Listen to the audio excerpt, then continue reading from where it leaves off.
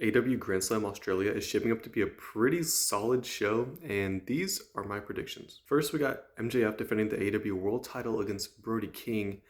I think it's fairly obvious that MJF is going to walk away with the retention here, but I do feel like they did a pretty solid job of building up Brody like in the weeks leading up to this match, so he does feel pretty credible, and it's going to be a fun match anyways. Then we have the Babes of Wrath defending the AEW Women's Tag Team titles against Megabad, and again, I think this one is pretty straightforward. I think Babes of Wrath are going to retain, especially it's Harley's home country.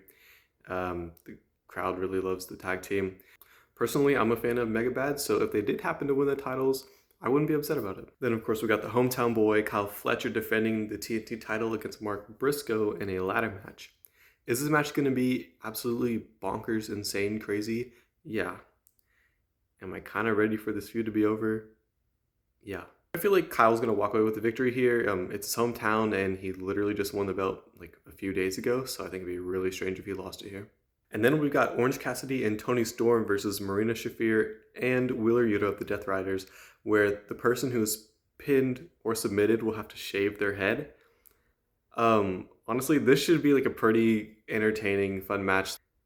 This is like kind of hard to say because I could see any of these people being willing to commit to doing that, especially on like the Death Rider side.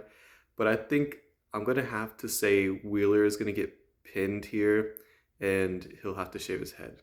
Then we have Jon Moxley defending the Continental title against Konosuke Takeshita. Unfortunately for Takeshita, I don't think he's beating Moxley this time.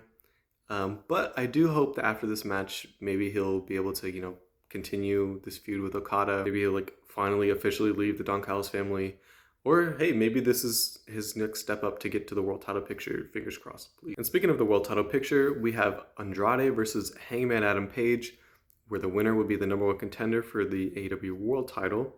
This is definitely like a weird combination of wrestlers like that. I didn't know I wanted to see them wrestle this bad, but I am very excited for this match. It's tricky to say, but I do think I'm going to go with the Hangman to win here, and then I assume that means he'll go on to Revolution and fight who I also assume will be the champion of the time, MJF. There's definitely a few matches here where I think it could go either way, which keeps things very exciting. And all in all, I think this is a pretty solid looking show. I'm very excited to watch it.